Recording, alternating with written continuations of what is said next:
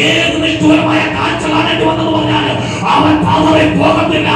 അവൻ മരണത്തെ ജയിച്ച ക്രിസ്തുവിന്റെ അകത്ത് ജീവിക്കുക. അവൻ വീണു പോകത്തില്ല.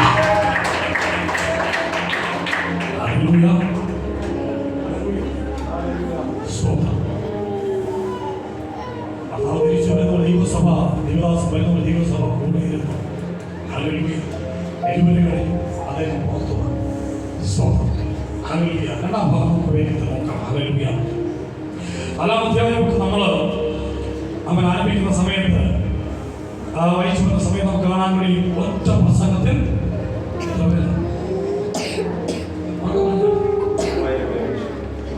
ഞാൻ നിങ്ങൾ ടീച്ചറൊന്നുമില്ല, നിങ്ങൾ ഉറക്കം പറഞ്ഞാട്ടെ എത്ര മനുഷ്യരുണ്ട് എന്താ പറയാ. ഒരു 1000 പേര് ഈ കഴക്കൂട്ടത്തിൽ രക്ഷ പ്രാപിക്കണ്ടേ? ഒന്ന് ഉറക്കം പറഞ്ഞാട്ടെ. ഈ കഴക്കൂട്ടത്ത് ആവന്നി കഴിയുമ്പോ 1000, 30,000, 3 ലക്ഷം ഈ കഴക്കൂട്ടത്ത് പിടിക്കപ്പെടാൻ പോകാണ്. ഒന്നാത്മാവിൽ പറഞ്ഞാട്ടെ, ആത്മാവിലെയോട് പറഞ്ഞാട്ടെ. 1000 അല്ല, 30,000 അല്ല, 3 ലക്ഷമല്ല, എണ്ണിയാൽ ഒടുങ്ങാത്തൊരു ജനത്തെ പിടിച്ചടക്കാൻ പോവുക. ദൈവശക്തി പിടിച്ചടക്കാൻ പോവുക. പരിശുദ്ധാത്മാവിന്റെ അഭിഷേകത്താൽ ഒരു വലിയ കുളിർത്തിനകത്ത് വ്യാപരിക്കാൻ പോവുക.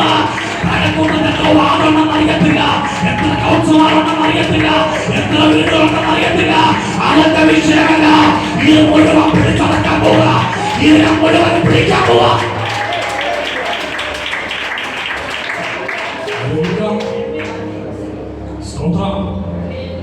അവൻ ഉപദ്രവം ആരംഭിക്കുന്ന സമയത്ത് ഏതാണ്ട് 3000-ഓളം പേര് മാനസാന്തരം രക്ഷിക്കപ്പെട്ടു. അന്ന് തന്നെ കർത്താവിനെ സാക്ഷീകരിച്ചു. അപ്പം അതിനുശേഷമാണ് അപ്പോസ്തലന്മാരെ ദൈവദാസന്മാരെ പിടിച്ചുകൊണ്ടുപോയത്. മനുഷ്യരിലേക്ക് ഫ്രണ്ടിൽ കൊണ്ട് ഹാജരാക്കുന്നു. അവര് വാണിംഗ് കൊടുക്കുന്നു, തർജ്ജമ ചെയ്യുന്നു, വിട്ടയക്കുന്നു. അവൻ തർജ്ജമ ചെയ്ത് വിട്ടയക്കുന്ന സമയത്ത് 4 ഭാഗത്തിലേക്ക് വരുമ്പോൾ പിന്നെ അവരെ വിളിച്ചിട്ട് യേശുവിന്റെ നാമത്തിൽ അശേഷം സംസാരിക്കരുത്, ഉപദേശിക്കുകയും അരുത് എന്ന് കൽപ്പിച്ചു. തൊട്ടടുത്ത വാക്യം 19. അതിന് പത്രോസും യോഹന്നാനും, ദൈവത്തെക്കാൾ അധികം നിങ്ങളെ അനുസരിക്കുന്നത് ദൈവത്തിന്റെ മുമ്പാകെ ന്യായമോ എന്ന് വിധിപ്പിൻ. 20-ാം വാക്യമാണ് അവൻ ജീവൻ പകരുന്ന വാക്യം. ഞങ്ങൾ കണ്ടും കേട്ടുവരി